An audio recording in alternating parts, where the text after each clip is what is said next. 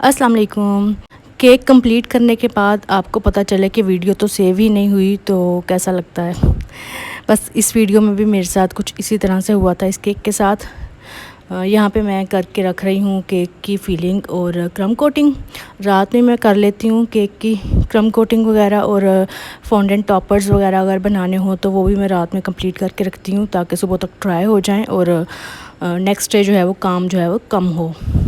और वैसे भी रात में काफ़ी सुकून होता है, खामोशी वगैरह होती है, आराम से बंदा काम कर सकता है और कोई डिस्टर्बेंस भी नहीं होती।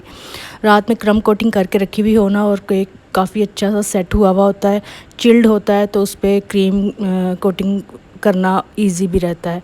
तो यहाँ पे मैं कर रही हूँ क्रीम की क्रम कोटिंग। काफ़ी पुराना ये केक है जो मैं एडिट कर रही हूँ अभी।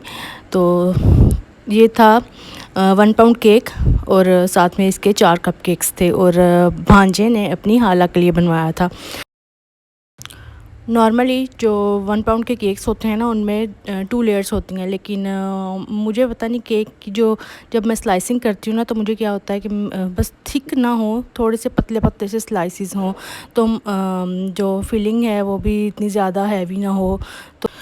तो मैं क्या करती हूँ, 3 लेयर्स जो है ना 1 पाउंड केक की कर लेती हूँ। बेंटो हो तो फिर उसमें 2 लेयर्स जो हैं वो सही रहती हैं। तो मैं 1 पाउंड केक में 3 लेयर्स देती हूँ, पतली पतली सी, और चॉकलेट गनाश के साथ मैं इसकी कर रही हूँ क्रम कोटिंग।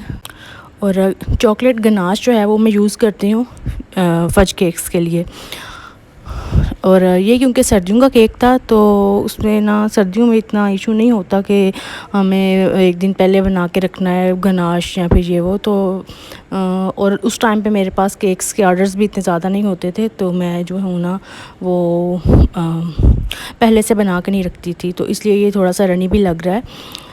और रेशो जो है ना वो चॉकलेट गनाश की सर्दियों में मैं रखती हूँ 1:1, और गर्मियों में मैं 1:2 कर लेती हूँ, यानी 1 पार्ट जो है वो क्रीम का और 2 पार्ट जो है वो चॉकलेट। केक की जो स्टेबिलिटी है ना वो डिपेंड करती है कि आप की जो चॉकलेट की कंसिस्टेंसी कैसी है।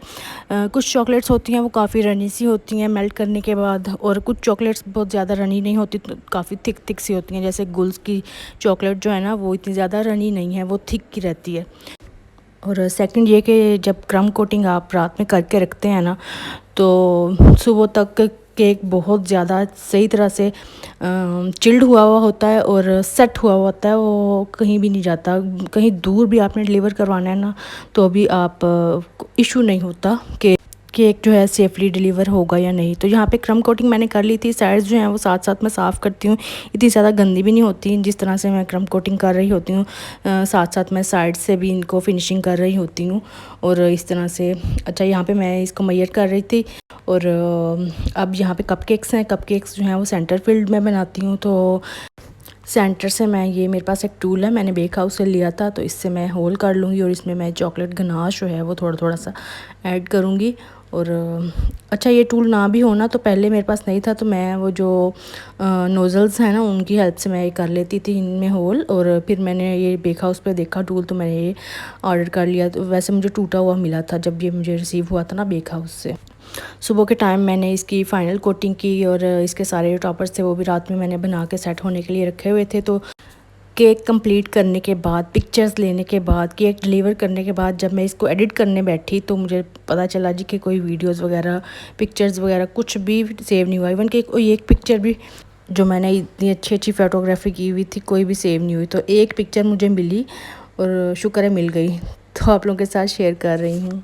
आई होप आप लोगों को केक पसंद आएगा। नेक्स्ट वीडियो में मिलेंगे। अल्लाह हाफिज़।